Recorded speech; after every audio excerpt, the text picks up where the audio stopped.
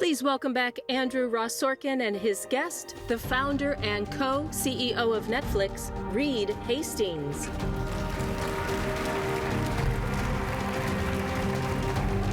Thank you, sir. Reed Hastings doesn't need an introduction. He is the co-founder of Netflix, and he has now been at this event with us a handful of times, most recently in 2019, the last time we were all here pre-COVID together in person. And since then, the media landscape has shifted remarkably.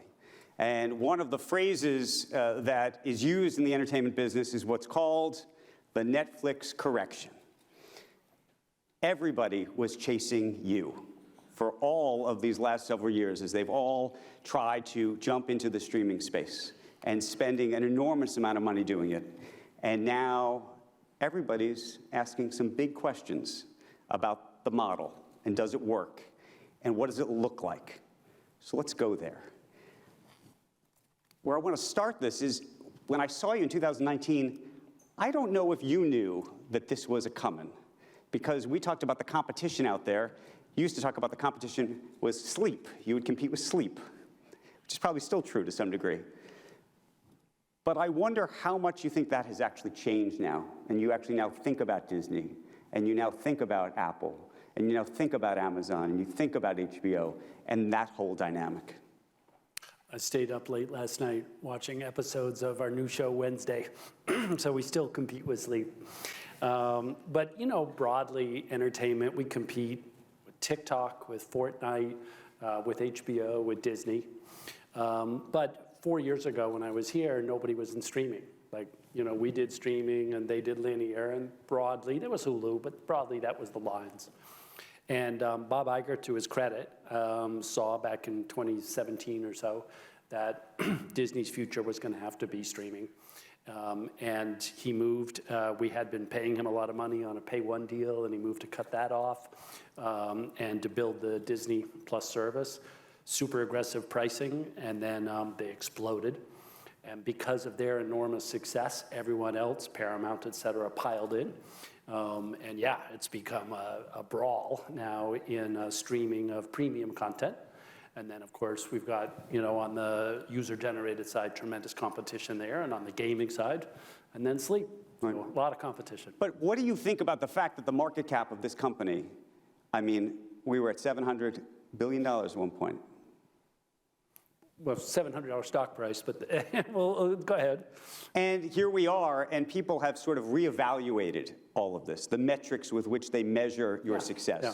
The idea that subs, the race for more subs is the way to do this. And now people are actually looking at the underlying economics in a new way. Yeah, well, I would say investors have always been pretty thoughtful about focusing on earnings potential. And, you know, that's been the core focus, and that's the core focus for us, which is, you know, engagement, how do we please consumers, revenue, and operating income.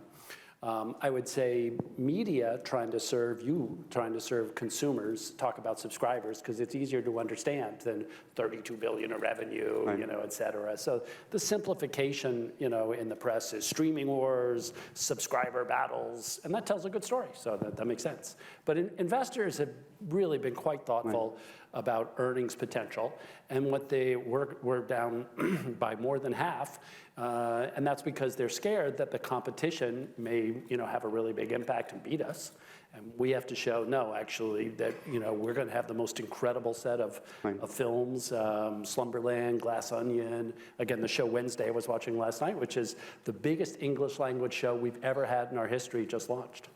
But don't you think that this has caused a reevaluation for you? I mean, we used to talk about advertising, the idea that you would ever put advertising on Netflix. And you, I think, stone-faced would say to me, absolutely not, never. We would never do that. And yet here we are, and it's happening. What's the lesson of that? When did that happen for you? I dare you to find that quote where I said never. Look, I've got two religions, customer satisfaction and operating income, and everything else is a tactic.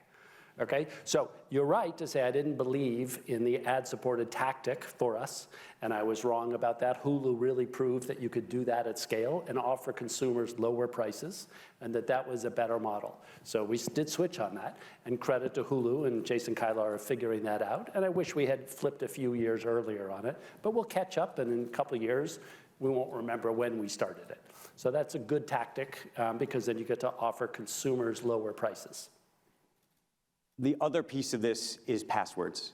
For a very long time, you used to say, you know what, if your cousin or your uncle or your brother or whomever was sharing passwords, stealing passwords, whatever, we're cool with it because we want as many people engaged with us as humanly possible, and if that's the cost of it, great.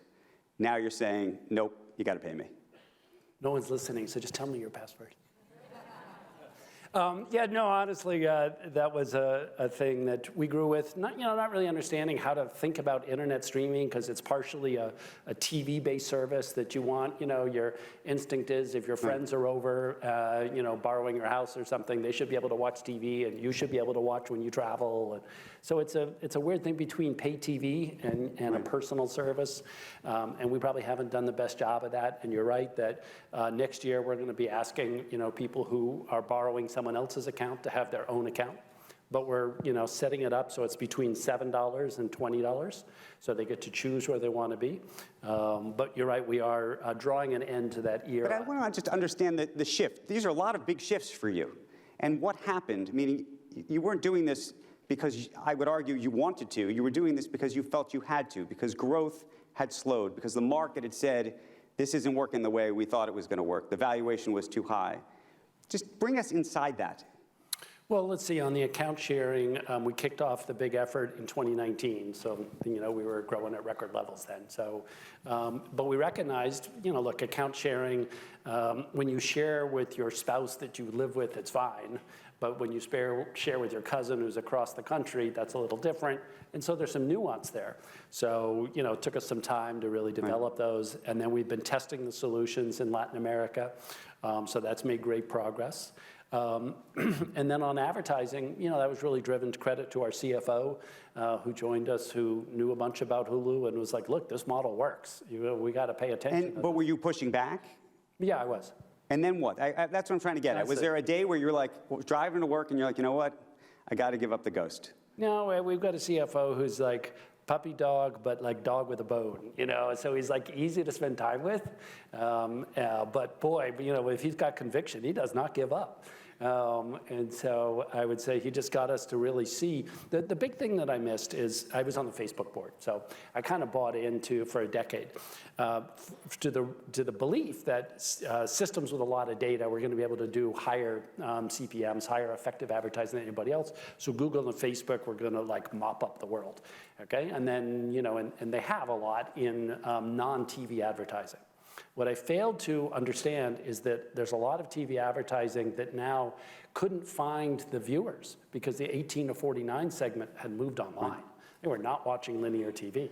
And so the advertisers are desperate for connected TV or internet TV solutions. So that's the real thing that I missed, and that we didn't have to steal away the advertising revenue. In fact, it was pouring into connected TV if the inventory is there. How worried were you, though, about the creative side of this, the creative community? We had Ben Affleck here earlier this morning. There were reports at the time that you did this that people like Shonda Rhimes, who you have a massive overall deal with, of course, who produces and makes Bridgerton, Inventing Anna, and so many others, was very unhappy about the idea of advertising on this platform. What's been the pushback? What are the conversations like that you're having? Yeah, I think all the talent wants a great experience for consumers. And for some people, a great experience is a lower price because they just don't have as much money and ads. And you want the ad breaks to be thoughtful and where they happen. And, television has grown up with advertising in it, so it's not like people aren't used to it. So, look, I think that's some of these change dynamics, and we'll get people through that. You go to the TV, and many people are comfortable with ads. But Netflix will have a non-ad option. That's our current model. So you're going to be able to choose. You don't have to get ads. Right now, you get ads on the $7 plan. I want to talk a little bit about the chessboard that is the media landscape. Yep. And there's been a lot of speculation even about the future of Netflix. One of the things you did as it relates to advertising was you partnered with Microsoft. You had talked, I understand, to Google at one point. You had also talked to Comcast at one point. Why did you choose to go with Microsoft? And does it portend what I think some people have speculated about, that perhaps long-term you would actually merge with them? Well, look, Microsoft's a great company. We talked to many beyond those three. And Microsoft was very strategically motivated. But they'd never been in this business before. That's what they're strategically motivated, because they're not in the business and they want to be in it. And so for them to have great success is that they get good at selling video ads and they pick up other inventory from other players. They're not an outsourcer for Netflix. That's not a great future for them, but to really expand and to challenge their competitors, say Google or others, by building big inventory. So they were willing to be very aggressive in the deal, and they do sell tens of billions of advertising in other areas. So it wasn't, again, in Xbox and in Bing. So it wasn't, they have an ad sales force, and they have Xandr they bought from AT&T, so it's a big focus for them. No, it's not normal to do commercial deals with people you're trying to acquire. That makes it more complicated, not less. That's like zero of the motivation. It's like zero of the motivation. But walk us through what you think is going to happen in this space. And I should say, by the way, the Bob Iger of it all, we haven't even raised his name, just happened in the past week. And your first thing on Twitter, you do your own tweets? Yeah. You wrote, I had been hoping Iger would run for president. He's amazing. What were you thinking when you saw that news? Exactly what I wrote. I mean, I was encouraging. I was ready to be a fundraiser for him. I mean, I think he'd be an amazing. It'd be, obviously hard to win the Democratic primary, but he'd be an amazing leader for the country. So I think very highly of him. And the was darn, But again, Chapek, from our point of view, was very good, very disciplined, 25-year Disney guy. It's not like we saw any cracks. Whatever the board So you didn't see cracks? No. And what do you think of the hand that Bob Iger now has? It's very strong, and again, it was strong before. Disney is very likely to be a big success in streaming. They've got incredible IP. They've got hundreds of millions of subscribers. They're off, and it'll be at least the two of us duking it out for a long time, and that's very positive for us because that's what creates strong content against TikTok, YouTube, video gaming, et cetera. Let me ask you, though, about a couple that you haven't mentioned. So you're thinking of this as a Netflix-Disney battle of sorts. David Zaslav, now running Warner Brothers Discovery, owns HBO, of course. Sherry Redstone. Yeah, Bob Bakish is the Bob CEO. Bakish. Yep. Paramount. Yep. Comcast, parent company of NBC, which of course owns CNBC, I should say, and Peacock.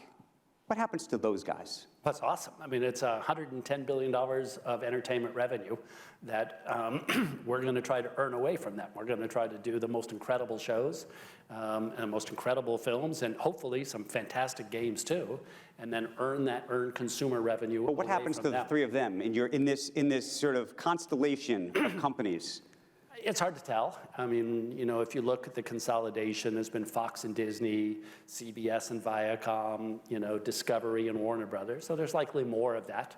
So you think, would you ever see all three of them come together?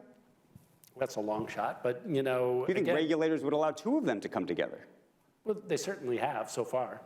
So, again, I think what you're going to see there is them trying to figure out streaming, and some may become like Sony and becomes arms merchants to all of us, and then they focus on producing incredible shows like Ben Affleck is doing. Right? But let me ask you about this. This is John Malone. John, of course, is the investor behind Discovery and now Warner Brothers. He had a lot of good things to say about you. First, he said, let's face it, everybody went through this mad Oklahoma land rush, which was in reference to the Netflix land rush. And he said, Reed Hastings shareholders should build a huge monument. He got out in the lead, saw the opportunity, exploited the opportunity, and went for scale.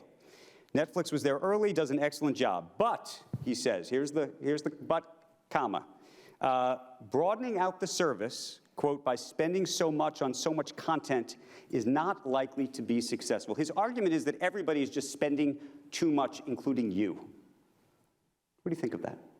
I think he's wrong, but he's a brilliant guy. But again, we are committed to spend a lot to produce, the most exciting series, films, and games the world's ever seen. So that's like our singular focus. Can we do that again with incredible variety from countries all over the world? And if we can do that, we're going to do incredibly well. Where does Amazon live in this? We were just here with Andy Jassy. Yeah.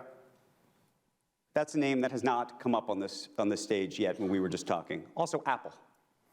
My problem is I love our competitors. So Jassy and I go to Sundance together, see films together there, and he's a fantastic guy. And but you have not included him in your constellation, or do you? Oh, absolutely. I mean, they're huge investors in content. They've been competing with us since 2007 in streaming, and before that, in DVD by mail, they competed with us in the UK. So we've been long-term both competitors and friends, and it's exciting to compete with them. And their model is let's make Prime a little bit better with video, and then they get people watching. Now, in the US, we win about 8% of television viewing, and they win about 3%. Okay, so they're a third of us, which is impressive, but again, their service is free to consumers.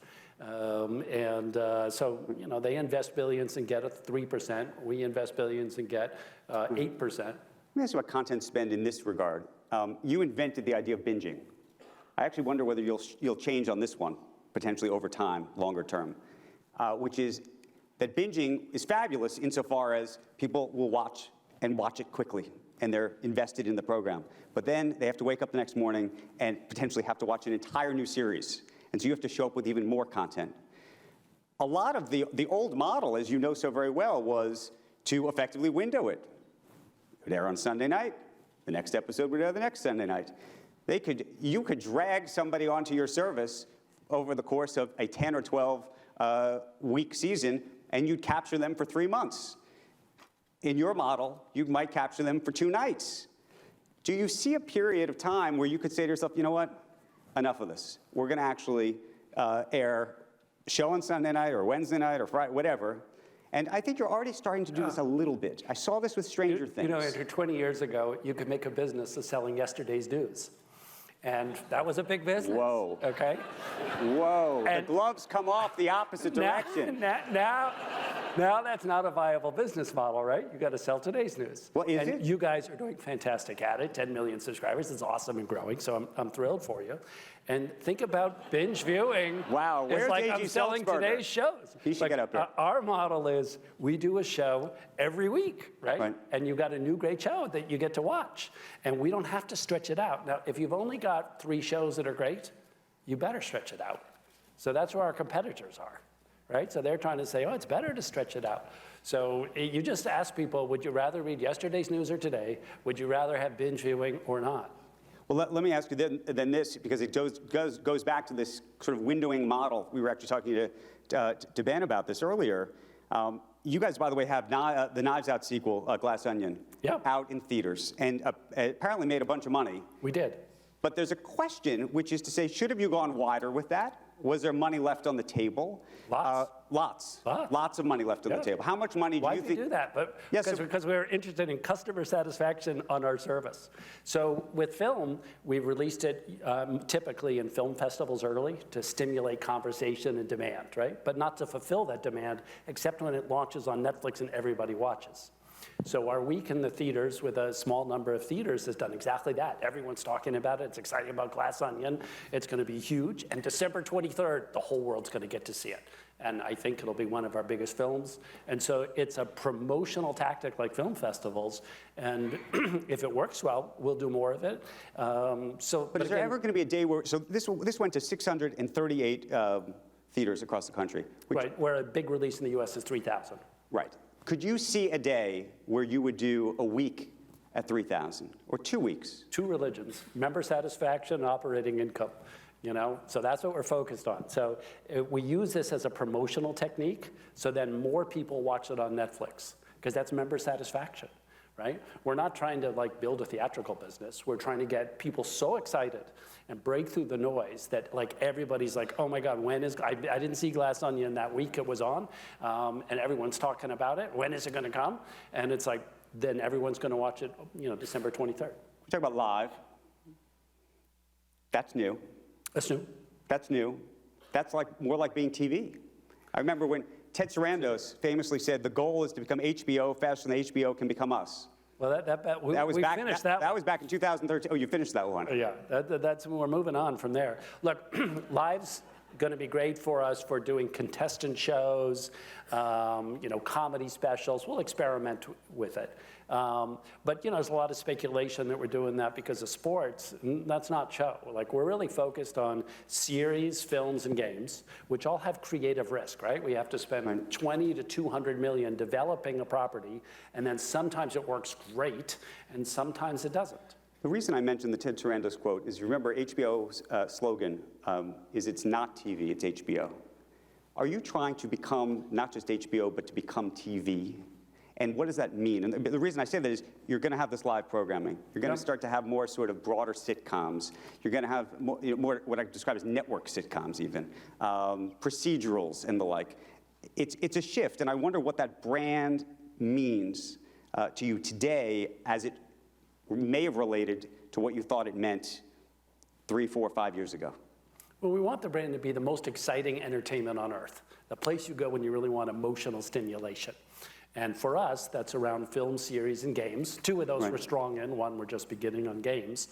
And the fact that people, if you look at the Nielsen data, YouTube on TV is equal to us in viewing. There's a lot. That doesn't mean we're going to get into the user-generated business, right? And then there's sports, and there's news. So there's a lot of things on the big screen.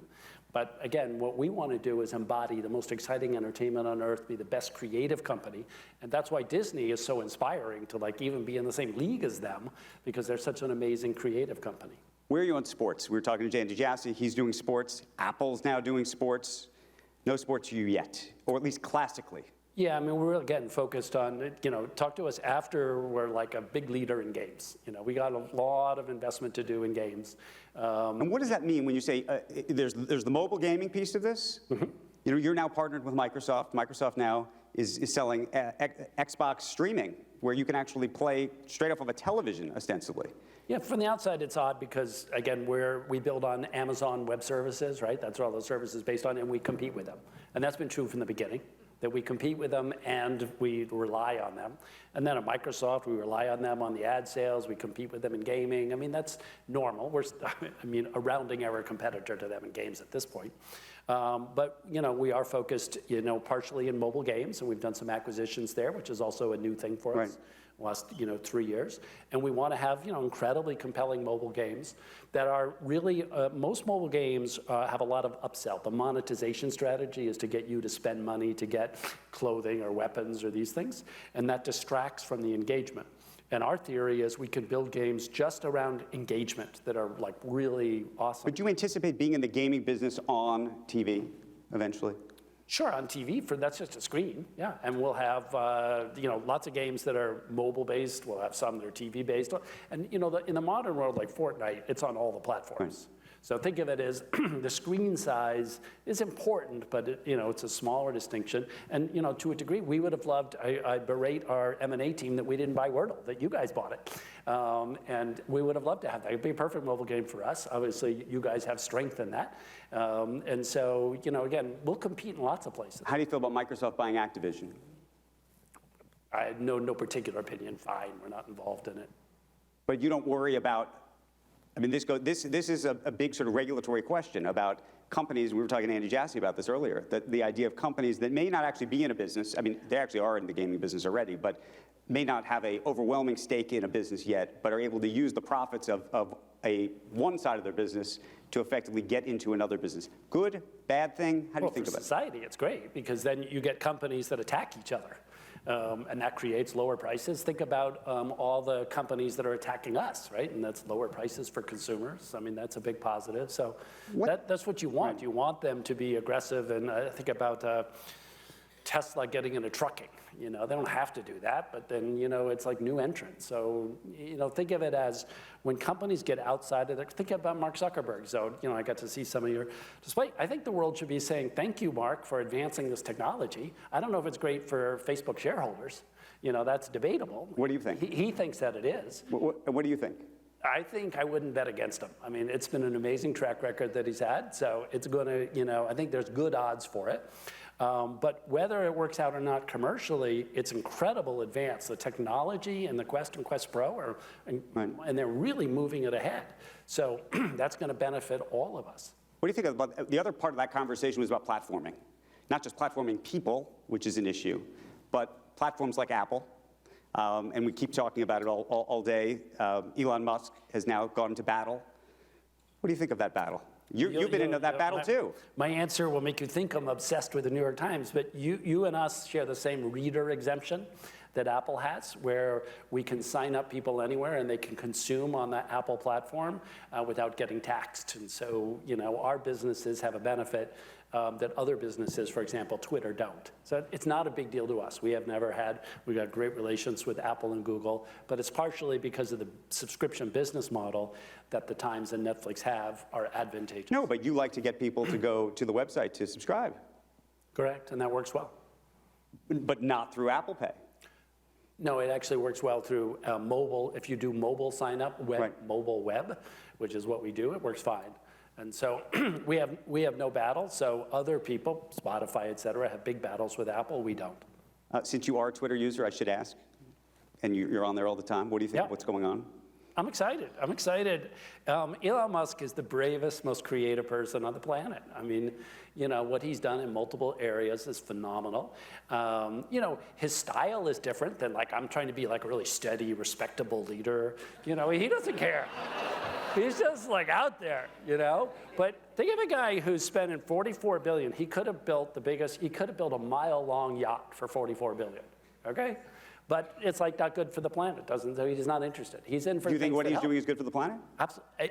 I'm 100% convinced that he is trying to help the world in all of his endeavors, okay? And he's trying to help the world in that one because he believes in free speech and its power for democracy and that there's an option. Now, how he goes about it, again, is not how I would do it, but I'm deeply respectful, and I'm amazed that people are so nitpicky on him. Yeah, sure, the blue check mark, he's making a mess of some things or not, but it's give the guy a break. He just spent all this money to try to make it much better for democracy and society, to have a more open platform, and I am sympathetic to that agenda. Well, that's what I was going to ask you about, because Dave Chappelle created some controversy, as you know, on your platform, and we've been talking also about platforming sometimes hate speech or anti-Semitic speech or other kinds of speech. How do you think about that today? Yeah. Our brand is trying to be the most exciting entertainment company in the world, and Chappelle is dead center for us. He is the best, or one of the best, and that special was one of the most entertaining and watched specials we've ever had. We would do it again and again. So we clearly need to be more obvious and direct about that, which we've done since, with employees and with people who care about Netflix, that we're about entertainment. And Chappelle is very entertaining and provocative. And again, that's the core of what we're doing. I want to go back to cost, and maybe Ben Affleck. We were talking about how much people are going to spend. And I know you said you're going to spend the same. I wonder whether you're going to spend the same amount of money that you were spending before or even more on the same volume. It's a volume business. Or do you think it shifts to higher cost projects? I'm curious how you think about the success of Shonda Rhimes and the Ryan Murphy deal. I'm also curious what you think of the Barack and Michelle Obama deal. Or, for example, you have the deal with Meghan and Harry. Those are very expensive deals. I mean, we have some very expensive deals. We have some other deals that are more speculative. We've got a wide range. The show that we just broke is with MGM Television, now owned by Amazon, producing for us. It's Jenna Ortega in Wednesday, Addams Family reboot, and it's incredible. It's going to be the biggest show. It's going to be in the top 3 for sure. But you think these big mega overall deals remain? Yeah, or are there less of them? As part of the portfolio, overall deals. But as many?